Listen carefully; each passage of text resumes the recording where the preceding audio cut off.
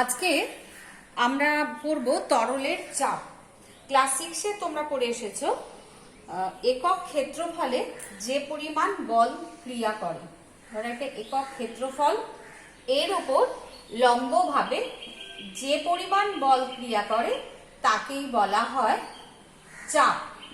এখন একক ক্ষেত্রফল বলতে কি বোঝায় না, 1 বর্গ সেমি, সেমি স্কোয়ার মানে বর্গ সেমি, 1 মিটার স্কোয়ার মানে বর্গ মিটার, এগুলোকে বলা হয় একক ক্ষেত্রফল। এর উপরে যে বল প্রযুক্ত হয় তাকে বলে চাপ।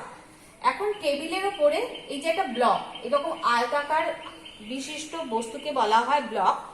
এটা একটা যে কোনো পদার্থ দিয়ে, এটা কাচের হতে পারে, কাঠের হতে পারে, আমরা ধরে নিলাম এটা কাঠের তৈরি একটা ব্লক, যার ভর হচ্ছে 10 কেজি।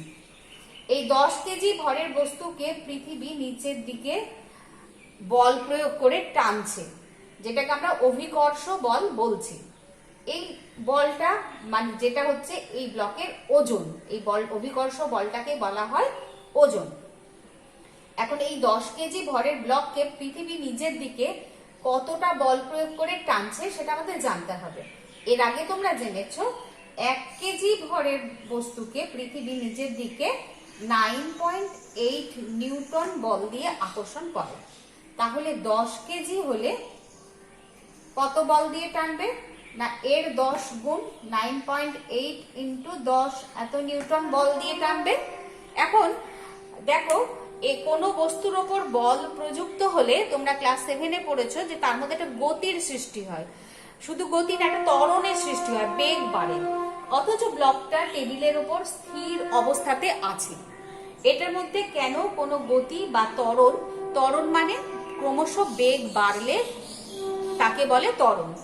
এর মধ্যে তো কোনো গতিই নেই, তো ত্বরণ কোথা থেকে আসবে?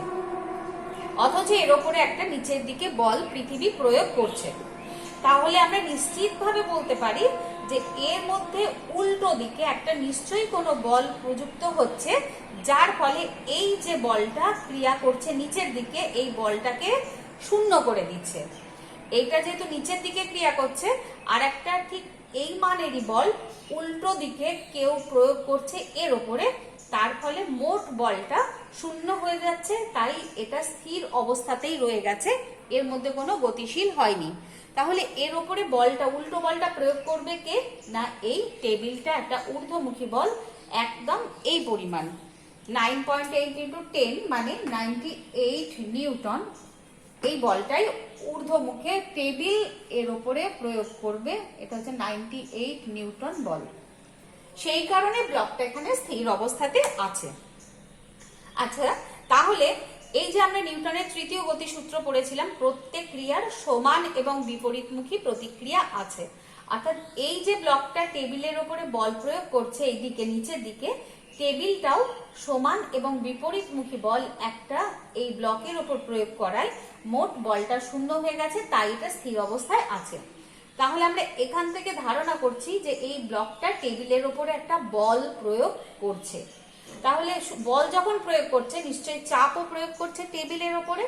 সেই চাপটা কত সেটা আমরা বের করব।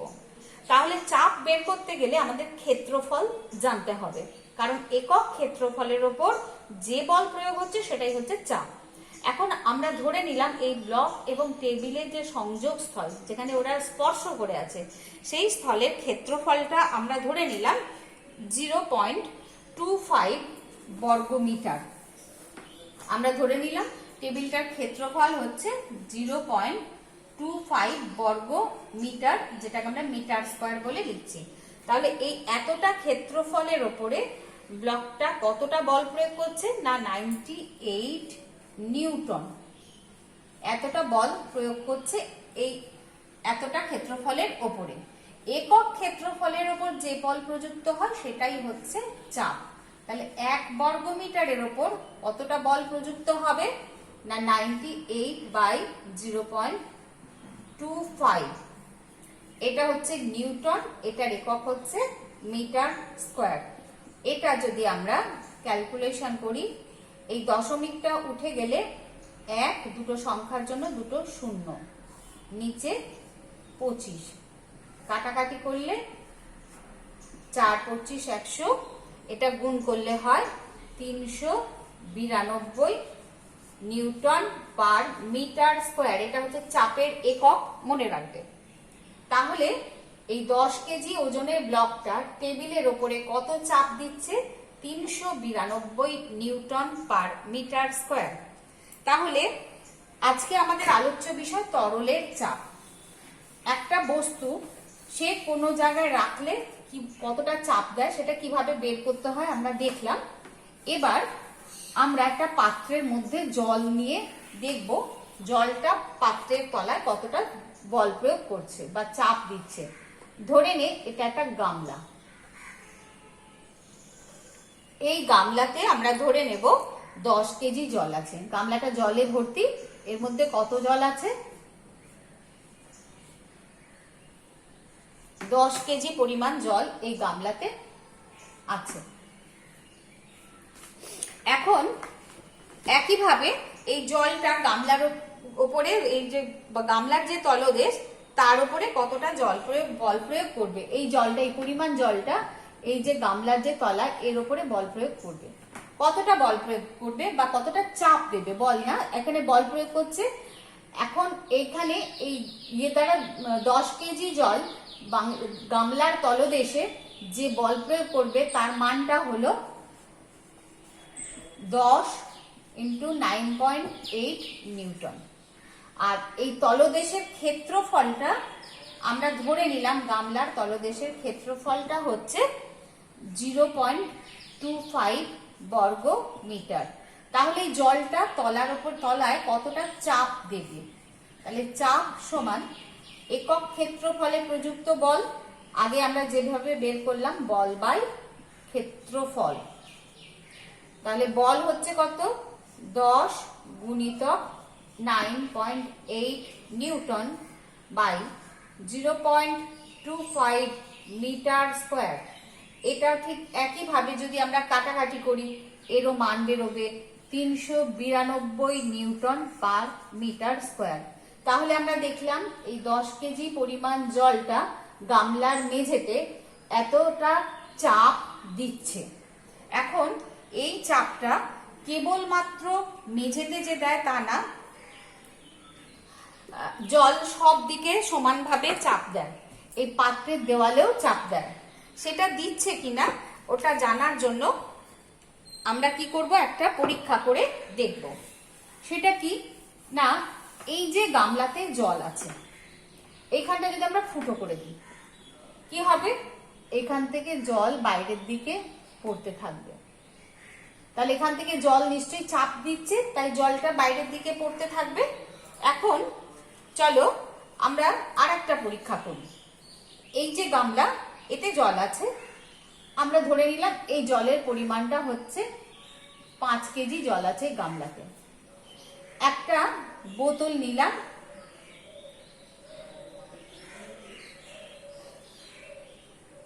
বোতলটাতে 1 কেজি জল ধরে। এই বোতলে জল ধরে কত? 1 কেজি জল ধরে। আর এই গামলায় জল ধরে 5 কেজি। এখন এরও তলাটা যদি ফুটো করে দিই জায়গাটা, দেখা যাবে এইখান থেকে জল গামলায় যত জোরে পড়ছে তার থেকে বেশি দূরে এবং বেশি জোরে গিয়ে পড়ছে। অথচ এটাতে জলের পরিমাণ আছে 1 কেজি, এতে আছে 5 কেজি। এতে জলের পরিমাণ বেশি, আমাদের মনে হতেই পারে যে এখানে চাপটা বেশি দেওয়ার কথা, এখানে জলটা কম আছে। কিন্তু পরীক্ষা বলবে, তোমরা যদি বাড়িতেও করে দেখো দেখবে যে এক্ষেত্রে কিন্তু তোমার গামলার জলটা খুব কাছে গিয়ে পড়বে আর বোতলের জলটা একটু দূরে গিয়ে পড়বে। অর্থাৎ কিনা এখানে চাপটা বেশি, এখানে চাপটা কম। এই কথা বিশ্বাস করে লাভ নেই। চলো আমরা ক্যালকুলেশন করে দেখে নিই যে কোথায় চাপটা বেশি, কোথায় চাপটা কম। এখন গামলাটা যেহেতু 5 কেজি, একটু ছোট করে দিই। এই গামলাটাতে 5 কেজি জল হচ্ছে, একটু ছোট করে দিলাম, জলের পরিমাণটা কম। এখন আমরা ধরে নিলাম বোতলের এই তলার ক্ষেত্রফলটা হচ্ছে 2 বর্গ মিটার। আর এই গামলাতে যে জলটা আছে তার তলার ক্ষেত্রফলটা হচ্ছে, আমি ধরে নিলাম এখানে এই তলাটা হচ্ছে প্রায় 7 গুণ বেশি, এর থেকে 7 গুণ বেশি। অর্থাৎ তলার ক্ষেত্রফলটা হচ্ছে 2 × 7 মিটার স্কোয়ার, মানে 14 বর্গ মিটার। তলার ক্ষেত্রফলটা হলো 14 বর্গ মিটার। এখন এই যে 1 কেজি জলটা বোতলের তলায় কতটা চাপ দেবে? বোতলের ক্ষেত্রে চাপ সমান বল, 1 কেজি জল আছে, কতটা বল প্রয়োগ করবে? 1 গুণিতক 9.8 নিউটন। ক্ষেত্রফল 2 মিটার স্কয়ার। চলো ক্যালকুলেশন করা যাক। দশমিকটা উঠে নিচে একটা 10 বসিয়ে দেওয়া গেল, 2 দিয়ে কে কাটো, 49, 10টার জন্য আবার দশমিক ফিরিয়ে দিই, 4.9 নিউটন পার মিটার স্কয়ার। এটা কার চাপ? বোতলের। বোতলের তলার চাপ। গামলার তলদেশের চাপ আমরা বের করব। গামলায় তলদেশের চাপ কত হবে? না, গামলাতে 5 কেজি জল আছে, তাহলে বল কত প্রযুক্ত হবে? 5 গুণিতক 9.8 নিউটন। তলার ক্ষেত্রফল কত? 2 গুণিতক 7 গুণ বেশি বলেছি, 2 গুণিতক 7 মিটার স্কয়ার। আমি 14টা লিখতেই পারতাম, আমি ভাগ করে 2 গুণিতক 7 লিখলাম, 14 না লিখে, এটা আমার কাটাকাটি সুবিধার জন্য। এখন এই দশমিকটা উঠিয়ে দাও, এখানে 10 গুণ হলো, এটা দিয়ে কাটলে হবে 4.49, 7 সাথে 49, 7 দিয়ে 49কে কেটে গেল, ওপরে হলো 5 7 35, নিচে 10 আছে তার জন্য একটার পরে দশমিক, নিউটন পার মিটার স্কয়ার। খেয়াল করে দেখো, বোতলের তলায় চাপ হচ্ছে 4.9 আর গামলার তলায় চাপ হচ্ছে 3.5। অথচ বোতলে 1 কেজি জল আছে, গামলায় 5 কেজি জল আছে। গামলাতে চাপের পরিমাণটা কম হয়ে গেল বোতলের তুলনায়। তার কারণ কি? না, গামলার তলার ক্ষেত্রফলটা অনেক বেশি, আর একটা মূল কারণ হলো এর উচ্চতাটা অনেক বেশি। এখানে তরলের যা উচ্চতা, এইখানে তরলের উচ্চতাটা তার তুলনায় অনেক কম, ঠিক আছে? সেই জন্য কিন্তু এই চাপের পরিমাণটা আলাদা আলাদা হয়ে গেল। এখন আমরা কি দেখলাম? যে জল কতটা আছে তার উপরে চাপের পরিমাণ নির্ভর অবশ্যই করবে না। এখন এই উচ্চতার উপরেই যে চাপের পরিমাণটা নির্ভর করবে, আমরা এটা ক্যালকুলেশন করে দেখিয়ে দিলাম, কিন্তু যে জলের ভরের উপরে বা পরিমাণের উপরে চাপটা নির্ভরশীল নয়।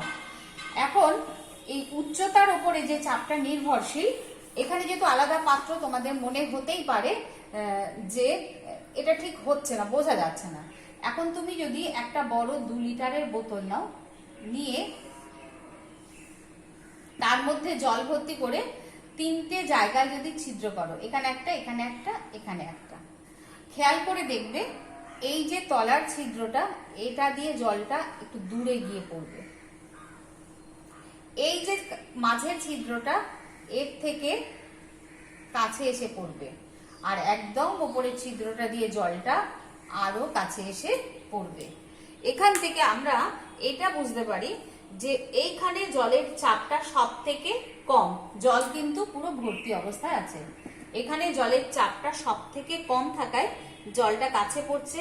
এখানে চাপটা আরো বেশি, তাই একটু দূরে গিয়ে পড়ছে। এখানে চাপ সব থেকে বেশি, অর্থাৎ কিনা আমরা কি বুঝতে পারছি পরীক্ষা থেকে? যে চাপ গভীরতার উপর নির্ভর করে। তরলের চাপ কার উপর নির্ভর করে? গভীরতা বা তরলের উচ্চতার উপর নির্ভরশীল, ঠিক আছে? এইবার চলো আমরা আরো একটা পরীক্ষা করি। যে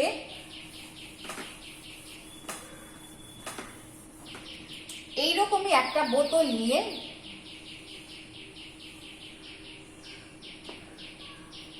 ছবি, তোদের মতো অত ভালো আমি আঁকতে পারি না, এটা জলে ভর্তি করে দেওয়া হলো। একই উচ্চতায় চতুর্দিকে মানে চারদিকে সমানভাবে ছিদ্র করে দেওয়া হলো। তো দেখা যাবে সব দিক থেকে সমানভাবে জল বেরিয়ে আসছে, সব দিক থেকে সমানভাবে জল বেরিয়ে আসছে। একই উচ্চতায় যদি আমরা ছিদ্রগুলো করি, তাহলে সমানভাবে জল বেরিয়ে আসছে। শুধু তাই না, জলটা যখন ভর্তি থাকবে, ভর্তি অবস্থায় থাকবে, তখন যতটা জল জোরে পড়বে বা যতটা দূরে গিয়ে পড়বে, যত জলের লেভেলটা নিচের দিকে নামতে থাকবে, তত এই জল পড়ার দূরত্বটা কমে যাবে। অর্থাৎ এই চাপটা, ছিদ্র দিয়ে জল বেরোনোর যে ফোর্সটা, চাপটা ধীরে ধীরে কমতে থাকবে। অর্থাৎ জলের উচ্চতা যত কমবে, তত এখানে চাপটা কমতে থাকবে এবং সব দিকে সমানভাবে চাপ দেবে। তাই সব দিক থেকে সমানভাবে জলটা কিন্তু বাইরে বেরোতে থাকবে।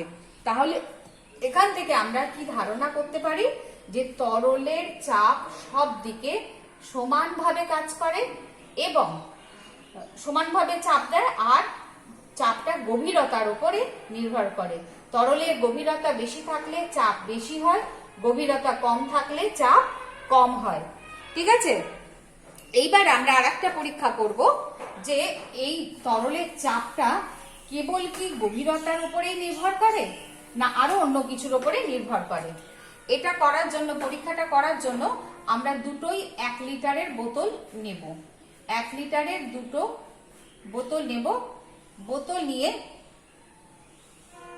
একই উচ্চতায় দুটো ছিদ্র করব।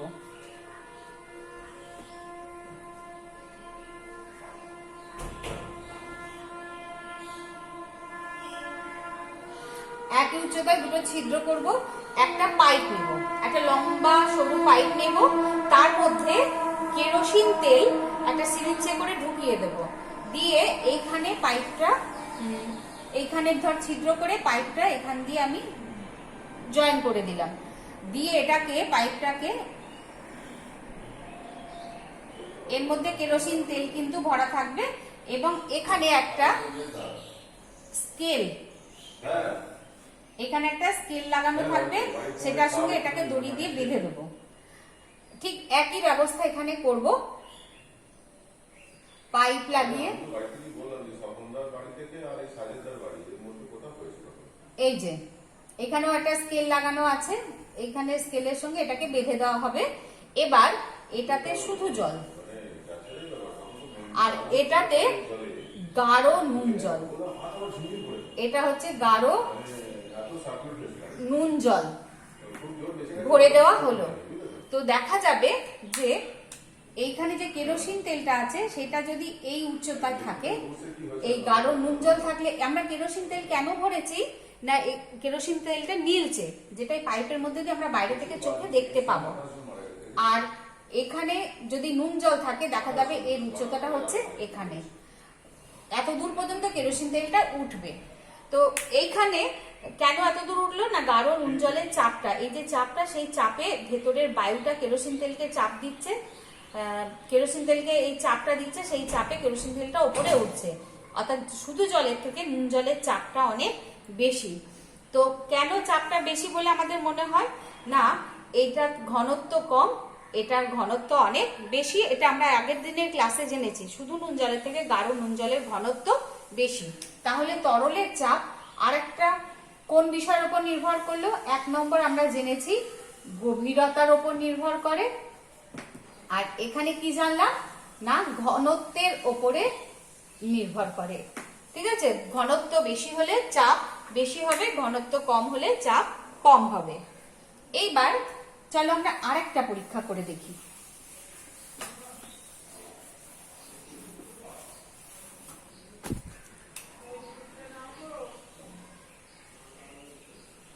এই একটা পাত্র,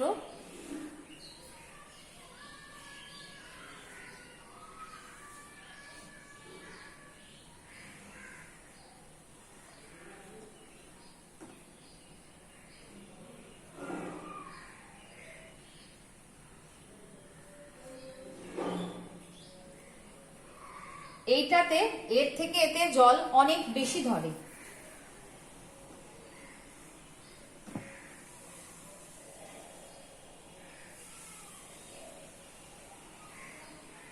এইটাতে ধরো তরল পূর্ণ আছে এত দূর পর্যন্ত, আর এইটাতে তরল পূর্ণ আছে এই পর্যন্ত। এখানের থেকে এতে জলের পরিমাণটা কিন্তু অনেক বেশি, আর এখানে একটা প্যাঁচ লাগানো আছে। এখন আমরা যদি এই প্যাঁচটাকে খুলে দিই, কি দেখব?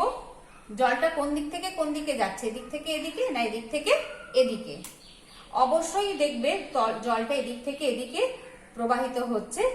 এই পাত্র থেকে জলটা এসে এই পাত্রে জমা হবে, অর্থাৎ এখানে জলের পরিমাণটা কম, এখানে জলের পরিমাণটা বেশি। এখানে যদি 1 কেজি জল থাকে, আমি ধরে নিলাম এখানে 5 কেজি জল ছিল, তাহলে অবশ্যই এই জলের ওপরে আকর্ষণ বলটা অনেক বেশি কম এর তুলনায়।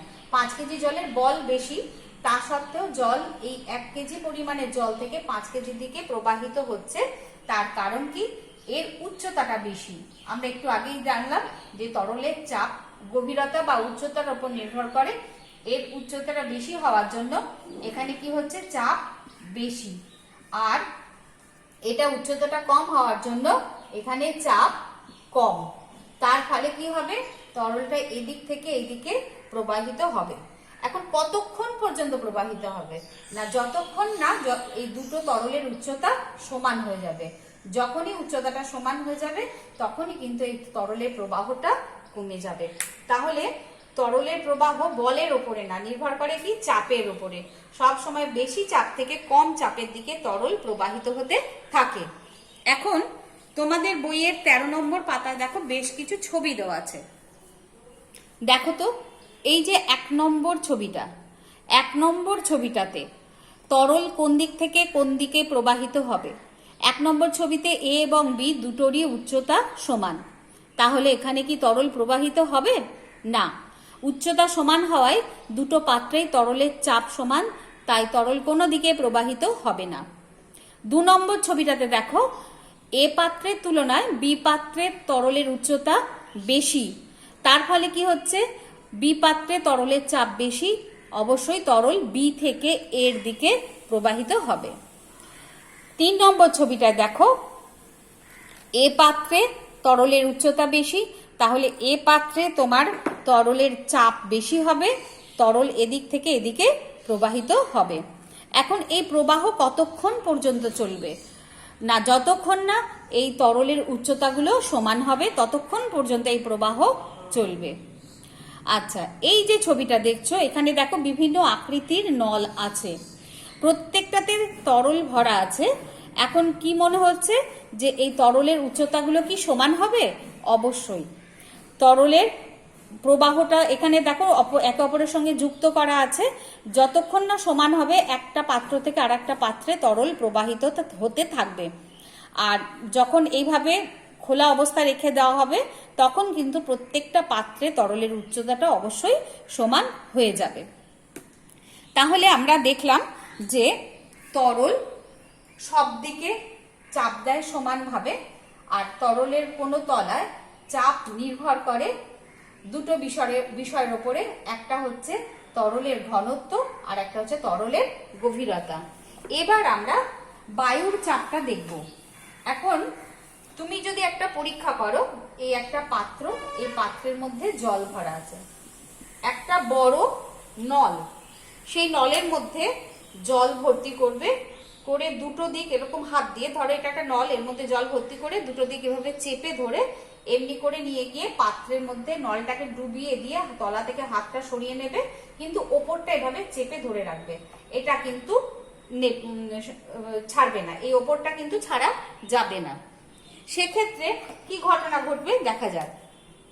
ধরো এই নলটা এখানে পাত্রে গামলার মধ্যে চাপ ঢুকিয়ে এখানটা তুমি আঙুল দিয়ে চেপে ধরে রেখে দিয়েছো, ঠিক আছে? এটা চাপ দিয়ে ধরে রাখা আছে। তো দেখা যাবে যে এই জলটা এখানে আটকে আছে।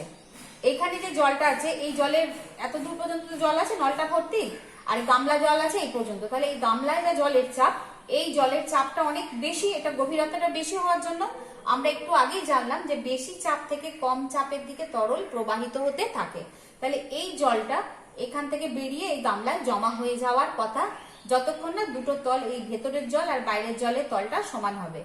অথচ দেখো কোনোভাবেই কিন্তু তরলটা নামছে না, এখানে আটকে রয়েছে। এটার কারণ কি? তাহলে কি কেউ এই তরলটাকে ঠেলে ধরে রেখে দিয়েছে ওপরের দিকে? হ্যাঁ, ধরে রেখেছে। কে ধরে রেখেছে? না, বাইরে বায়ু আছে। বায়ু এই তরলের ওপরে চাপ প্রয়োগ করছে বাইরে থেকে নিচের দিকে, এই তরলের ওপরে নিচের দিকে এইভাবে চাপ প্রয়োগ করছে।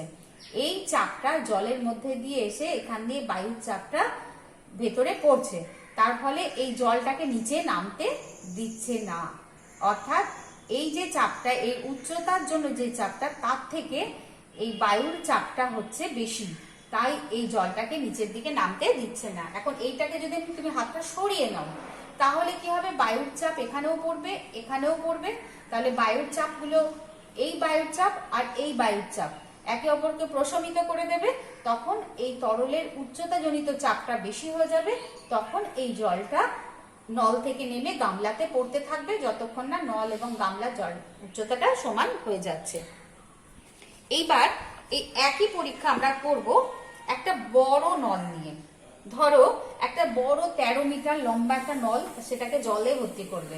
13 মিটার লম্বা মানে প্রায় একটা 3 তলা বাড়ির সমান একটা নল। এটা ধরো একটা 3 তলা বাড়ি, সেই বাড়ির সমান একটা নল, তার মধ্যে তুমি জল ভর্তি করলে, এখানে একটা গামলাতে জলটা রেখে দিলে, এটা জল দিয়ে ভর্তি করা আছে, ঠিক আছে। এবার এইখানটা ভর্তি, এটা কিন্তু মুখটা বন্ধ, মুখ নল। তো তুমি কি দেখবে যে এটা 13 মিটার লম্বা, এটা গামলা ভর্তি জল, এই জলের মধ্যে এটা ডোবানো আছে, এটা জলে ভর্তি করা আছে। দেখা যাবে এই জলটা নিচের দিকে নামছে, এখান থেকে কিন্তু বাইরে উঠতে পারছে না, নামছে। কতক্ষণ নামবে না, যেই তরলের গভীরতা 10.3 মিটার হয়ে যাবে জল, তত দূর পর্যন্ত নামবে, নেমে কিন্তু জলটা আটকে যাবে।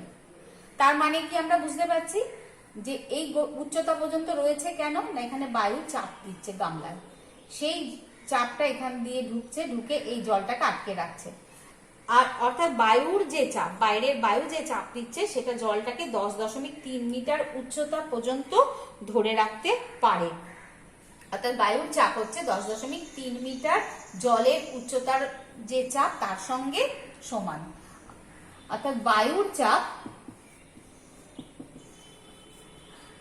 সমান 10.3 মিটার জলের চাপ।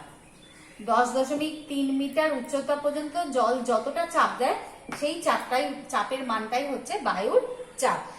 এই একই পরীক্ষা যদি পারদ নিয়ে করা হয়, একটা নলের মধ্যে যদি তুমি পারদ ভরে নাও, পারদ ভরে নিয়ে একইভাবে একটা পাত্রে পারদ রেখে যদি এখানে রেখে দেওয়া হয়, এটাতে ধরো পারদ আছে, তাহলে দেখা যাবে এটা 10.3 মিটার পর্যন্ত ধরে রেখেছে। পারদের ক্ষেত্রে কিন্তু এই উচ্চতাটা হবে 76 সেমি।